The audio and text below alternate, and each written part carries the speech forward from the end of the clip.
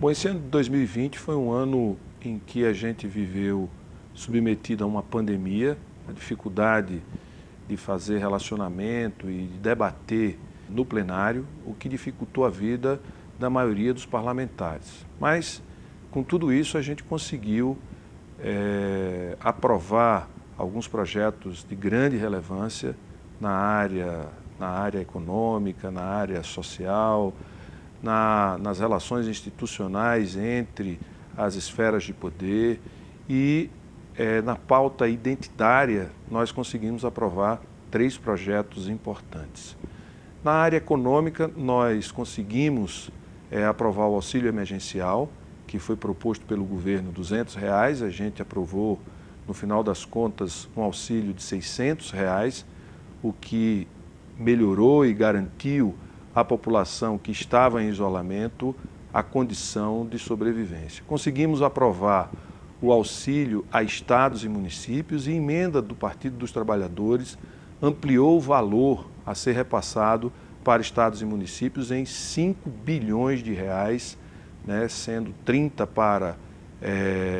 estados e 25 para os municípios, e a gente conseguiu mais 5 para os municípios. Conseguimos aprovar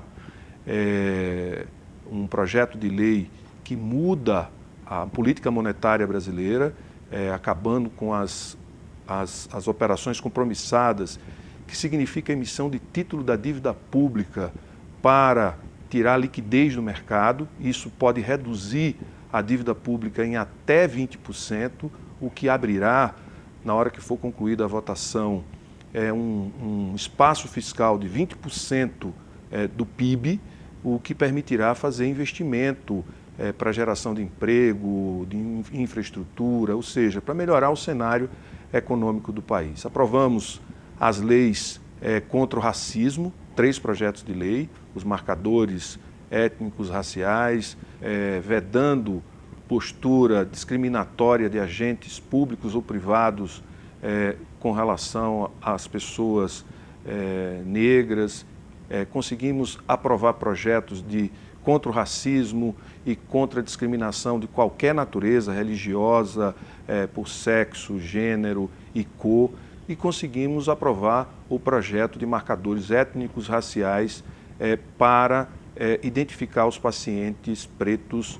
que foram acometidos pela Covid. Também nesse período a gente foi capaz de aprovar o substitutivo que regulamenta a aplicação dos recursos do Fundeb, com a aprovação de um substitutivo global no Senado, que voltou para a Câmara e foi aprovado na íntegra, numa ação do Partido dos Trabalhadores, que foi um destaque do PT.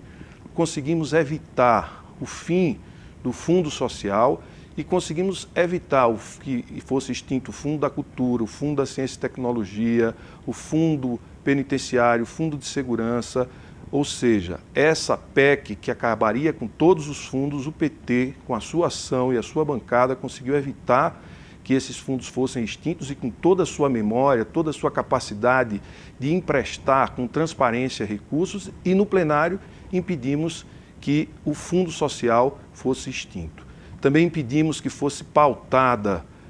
a PEC emergencial, que faria reforma administrativa, com perda de direito dos servidores, com diminuição de ganho, com redefinição de cargos, criando cargos na estrutura do setor público que não existem hoje, precarizando as relações de trabalho entre o setor público e os funcionários públicos. Conseguimos impedir a aprovação da emenda constitucional 905, que criava a carteira verde e amarela. Conseguimos evitar a aprovação da 927, que era uma medida provisória durante a Covid, que faria mais uma radicalização na reforma trabalhista, e retiramos os artigos que também tratavam de reforma trabalhista na 936. Este ano foi um ano em que o Partido dos Trabalhadores conseguiu, em todas as frentes, ter uma atuação forte, firme, com o envolvimento de todos os membros da bancada do Senado e com redução de danos, né? no que diz respeito à retirada de direitos e à manutenção de direitos dos trabalhadores e da sociedade que mais precisa. Também, durante a Covid, nós aprovamos projetos de lei que permitia que o usuário do SUS pudesse utilizar leitos de terapia intensiva. Nós derrubamos o veto do presidente que proibia o uso de máscaras em ambientes públicos. Nós aprovamos a lei que determinava que a Anvisa registrasse produtos importados em um prazo de 72 horas para atender a toda a população que estava acometida pela doença. Então, tanto no combate à pandemia, quanto nas questões econômicas macro, quanto nas questões de auxílio emergencial para a população, quanto para estados e municípios e até para os trabalhadores da saúde, que nós aprovamos projetos que garantiam indenização às vítimas da Covid, ou seja, o PT teve uma atuação muito completa em todas as frentes, reduzindo a ação genocida, a ação deletéria do governo Bolsonaro. Isso graças a uma reconexão do Partido dos Trabalhadores com as demais bancadas. Também criamos um novo campo, um novo ambiente de relacionamento que permitiu a gente aprovar ou deixar de aprovar medidas que prejudicariam a população brasileira. O presidente Bolsonaro não tomou praticamente nenhuma iniciativa que reduzisse o sofrimento da população ao longo da pandemia. Pelo contrário, ele estimulou as pessoas a se contaminarem e foi graças aos governadores e ao Parlamento, ao Congresso Nacional, que a gente teve projetos aprovados que diminuíram o sofrimento da população. Um caso emblemático é o do auxílio emergencial, que o governo propunha R$200, o PT propôs um auxílio de um salário mínimo e nós conseguimos fechar um acordo em torno de R$600. Mas, infelizmente, o presidente, depois de aprovado, trouxe para ele como sendo uma proposta dele. Na prática, foi uma proposta feita pelos partidos de oposição e de iniciativa do PT na Câmara e no Senado para aliviar o sofrimento e garantir que tivéssemos o isolamento social necessário para evitar a expansão da pandemia, o que foi registrado. Nós conseguimos conter a pandemia por um período. Depois que nós conseguimos conter, o presidente achou e disse que era de novo uma gripezinha, que isso não tinha importância, e acabou que as pessoas foram para as ruas, se contaminaram, liberou tudo, e a gente está vivendo uma segunda onda com a mesma gravidade, e eu diria com uma gravidade ainda maior para toda a população e para a vida. No final das contas, a gente vive submetido, ou estamos submetidos a um governo que é genocida, um governo que não sabe como operar o país complexo como o Brasil, não tem respeito à vida e não toma iniciativas para gerar emprego e renda. Todas as iniciativas que tivemos no Congresso Nacional foram iniciativas dos parlamentares e o Partido dos Trabalhadores teve à frente de todas as medidas que melhoram a vida das pessoas ou que evitam a retirada de direitos, como as medidas provisórias que nós evitamos que fossem aprovadas, que fariam reformas trabalhistas camufladas. Mesmo no momento de sofrimento da população, o governo insistia em retirar direitos e piorar a vida dos trabalhadores, como fez com a reforma da Previdência. E na reforma da Previdência, nós conseguimos segurar ao máximo e evitar o que foi possível de retirada de direitos e de diminuição da renda da população brasileira mais pobre. Também apresentamos projetos de emendas constitucionais para retirar do teto de gasto a saúde, o investimento, a educação, e apresentamos uma PEC redefinindo o marco fiscal brasileiro e atualizando o marco fiscal brasileiro com os países do bloco europeu, com os Estados Unidos. Isso é muito importante para o futuro e a gente precisa continuar esse debate. Na reforma tributária, o PT construiu uma proposta de reforma tributária solidária que torna a nossa estrutura tributária mais progressiva, ou seja, quem ganha mais, pagar mais imposto, e todas as propostas do governo, elas vêm para retirar e aumentar a carga tributária daqueles que têm menos força de lutar, que são os mais pobres. Por isso, essa reforma que o governo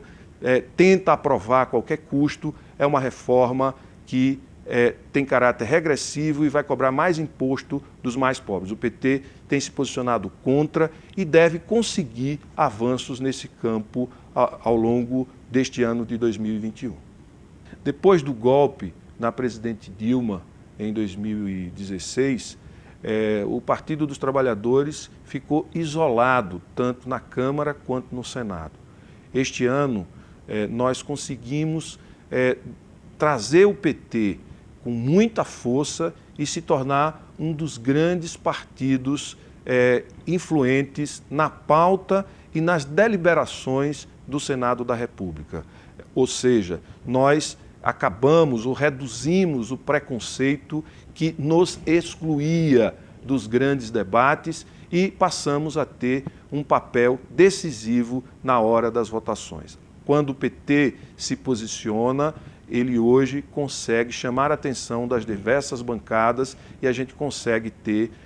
votações favoráveis àqueles que esperam do partido como Partido dos Trabalhadores uma posição mais afinada, alinhada com o interesse da grande maioria do povo brasileiro. Isso é uma conquista que não dá para ser medida com esta ou com aquela medida, mas pelo conjunto da obra em função da gente ter se reconectado e ter recuperado o respeito. O PT, dos seus 6 senadores, 4 ficaram entre os 10 melhores senadores pelas avaliações feitas por todos os institutos e instituições que avaliam o desempenho parlamentar no Congresso Nacional. O Partido dos Trabalhadores é um grande, se não o maior instrumento de participação da sociedade na política. Por isso, lembre-se, o PT existe para defender o interesse do povo brasileiro, o seu interesse, aquele que mexe com a sua vida. Foi o PT que mudou a sua vida e é o PT que tem compromisso, porque já fez, de continuar mudando a vida dos brasileiros. A mesa do Senado tem muita importância porque é nela que a gente vai definir as prioridades, avaliar o cenário e abrir o debate com os líderes partidários. Portanto, esse momento é um momento muito delicado para todos nós, que é definir como o PT, enquanto um partido que tem 6 senadores, vai estar representado respeitando o seu tamanho, o tamanho da sua bancada. Nós conseguimos fazer uma negociação em que o PT vai estar na mesa diretora, vai ocupar 2 comissões de grande relevância, que é a de meio ambiente e a de direitos humanos, além de retomar a liderança da minoria e tem a sua liderança da sua própria bancada e a liderança do bloco que o PT participa. Ou seja, todos os nossos senadores terão espaço para melhorar a sua atividade, para dar mais visibilidade à sua atividade parlamentar. Agora, na mesa, a gente vai ter a oportunidade de pautar determinados temas e de trazer para o debate aquilo que está na ordem do dia. A partir do dia 2, nós vamos tentar pautar a volta do auxílio emergencial, vacina para todos com um projeto que obriga a Anvisa a registrar novos imunizantes e o auxílio às empresas, que foi fundamental para garantir empregos ao longo da pandemia devido a emendas do próprio Partido dos Trabalhadores, que obrigou as empresas que vão receber o auxílio emergencial ter o compromisso de manter o emprego. No dia 2, iniciamos a nossa batalha para recolocar o país no eixo do emprego, da proteção à vida e da manutenção do nosso parque industrial e empresarial, que é fundamental para a nossa economia. Ao longo do ano de 2020, nós criamos relações com diversas bancadas. Relações com a bancada do DEM, relações com a bancada do PDT, relações com a bancada dos diversos partidos, né? E esse grupo de parlamentares foram os parlamentares que deram sustentação, por exemplo, para impedir a aprovação da MP 905, que criava a carteira verde e amarela, que era, na verdade, uma reforma trabalhista que retirava direitos daqueles que já foram bastante prejudicados com a reforma trabalhista feita pelo Temer. Também nós, com este grupo, conseguimos aprovar pautas identitárias importantes contra o racismo, contra a discriminação. Com este grupo, nós conseguimos evitar a aprovação da MP 927, que também era uma reforma trabalhista, e retirar parte daquilo que representava a reforma trabalhista na 936. Além disso, este campo mostrou-se comprometido com a presunção da inocência, que é uma cláusula pétrea da Constituição e que nós não podemos, simplesmente por um casuísmo decorrente da ação de um grupo que está provado agora, que agiu no crime, que é a Lava Jato, acabar com a presunção da inocência por um ato do Legislativo, sendo uma cláusula pétrea. Também é importante dizer que este grupo, ao longo de 2019 e 2020, sempre esteve na defesa da independência do Congresso e principalmente na defesa da democracia. Então isso nos aproximou e isso fez com que optássemos por uma candidatura que, ao longo de 2020 e 2021, assumiu a defesa da democracia, a independência do Congresso Nacional e principalmente por preservar o princípio constitucional da presunção da inocência que os lavajatistas, como são chamados, queriam destruir para continuar fazendo lawfare, ou seja, utilizar o judiciário para perseguir e prender e atuar politicamente. A postura da nossa bancada ela não vai mudar, ela vai continuar fazendo oposição firme, consequente ao governo Bolsonaro, que é um governo que não tem projeto para o país, não tem projeto para a geração de emprego, não tem projeto para reativar a nossa indústria, não tem projeto para a agricultura familiar, não tem projeto social para proteger aqueles que estão fora do mercado de trabalho. O nosso partido vai continuar firme na luta dos brasileiros que mais precisam. Óbvio, vamos buscar um entendimento com outras forças políticas para garantir que as nossas pautas sejam aprovadas, mas vamos nos alinhar a todos os partidos que defendam a democracia, a presunção da inocência e a independência do Congresso Nacional. O que eu posso dizer para aqueles que vão me suceder na liderança é de que tem quadros neste partido que merecem e devem ser ouvidos sistematicamente. E uma das pessoas que a gente precisa ouvir o tempo todo é o ex-presidente Lula, pela sua sensibilidade, pela experiência que ele tem e pelo que ele representa de sensibilidade, de entendimento da alma do povo brasileiro. Quem quiser ser um bom líder, ouça o presidente Lula, que vai ter um caminho promissor pela frente na defesa dos brasileiros que mais precisam.